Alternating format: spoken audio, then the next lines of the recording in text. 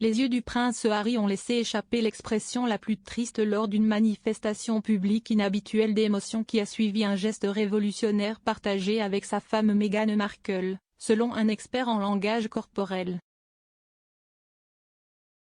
Le prince Harry a affiché une expression profondément triste et a semblé pleurer après que sa femme Meghan l'ait fièrement présenté sur scène lors de la cérémonie d'ouverture des Jeux Invictus, actuellement en cours à La Haye, selon un expert en langage corporel.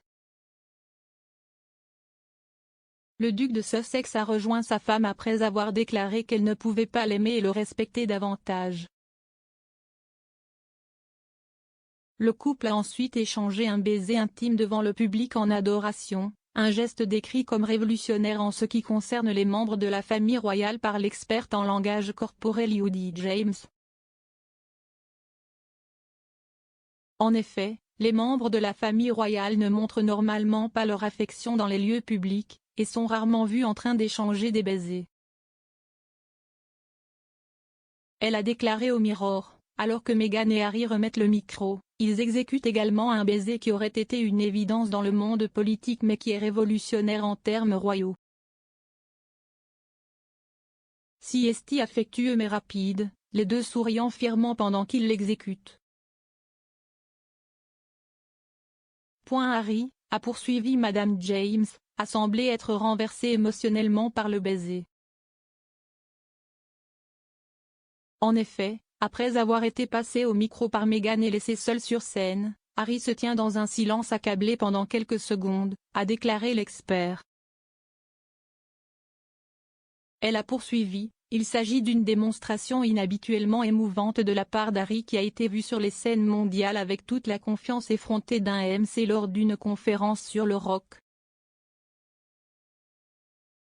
Au lieu de cela, il tourne son visage rougi sur le côté, essuyant le côté de son nez avec ses jointures dans ce qui ressemble à une coupure partielle pour protéger son expression faciale.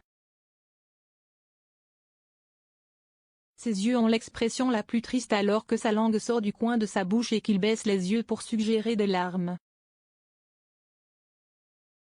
Harry se frotte la main comme s'il essayait de se stimuler, mais sa tentative de sourire implique une pince à lèvres avec, encore une fois, des yeux larmoyants. Il se balance d'un pied sur l'autre dans un rituel de confort avant de lancer un double geste du pouce levé pour suggérer que, contrairement au reste de son langage corporel, il va bien.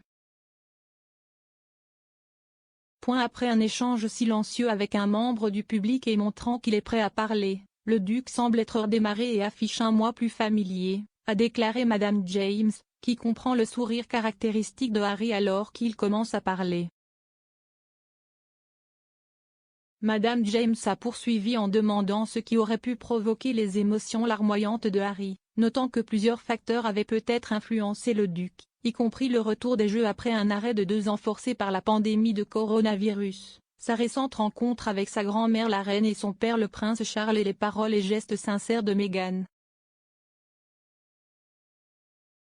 Lors de sa présentation du prince Harry, Meghan a souligné le travail acharné que le prince Harry a consacré au lancement de cette édition des Jeux, ainsi que le lien étroit du duc avec les concurrents, ayant lui-même servi dans l'armée pendant une décennie. Elle a déclaré, il a également passé de nombreuses nuits et matinées à planifier ces Jeux pour les rendre aussi parfaits que possible pour chacun de vous. Je ne pourrais pas l'aimer et le respecter davantage et je sais que vous ressentez tous la même chose parce qu'il est votre collègue vétéran, ayant servi 2 tours de service en Afghanistan et 10 ans de service militaire. Le prince Harry a lancé la première édition des Invictus Games en 2014, après s'être inspiré des Warrior Games, un tournoi multisport organisé par le département américain de la défense pour les militaires et vétérans malades, blessés et malades. Les Jeux visent à utiliser le pouvoir du sport pour inspirer le rétablissement, soutenir la réadaptation, créer une communauté pour le personnel militaire et accroître la compréhension et le respect des anciens combattants et des soldats blessés et malades. Les Jeux de La Haye devaient avoir lieu en 2020 mais, en raison de la pandémie, ils ont été reportés à cette semaine. La cérémonie d'ouverture a eu lieu samedi et les Jeux dureront jusqu'au 22 avril. Le prince Harry a lancé la première édition des Invictus Games en 2014, après s'être inspiré des Warrior Games, un tournoi multisport organisé par le département américain de la défense pour les militaires et vétérans malades, blessés et malades. Les Jeux visent à utiliser le pouvoir du sport pour inspirer le rétablissement, soutenir la réadaptation, créer une communauté pour le personnel militaire et accroître la compréhension et le respect des anciens combattants et des soldats blessés et malades.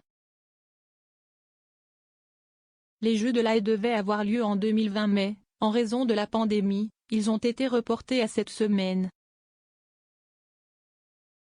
La cérémonie d'ouverture a eu lieu samedi et les Jeux dureront jusqu'au 22 avril. C'était la première fois que la duchesse rencontrait les deux membres de la famille royale en personne depuis mars 2020, lorsqu'elle avait quitté le Royaume-Uni après avoir terminé ses derniers engagements officiels en tant que membre à temps plein du cabinet.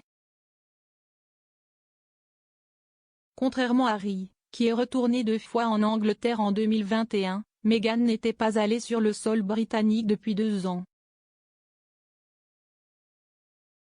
On ne pense pas que les enfants de Harry et Meghan, Archie Harrison et Lilibet Lily Diana, aient voyagé avec leurs parents à travers les temps.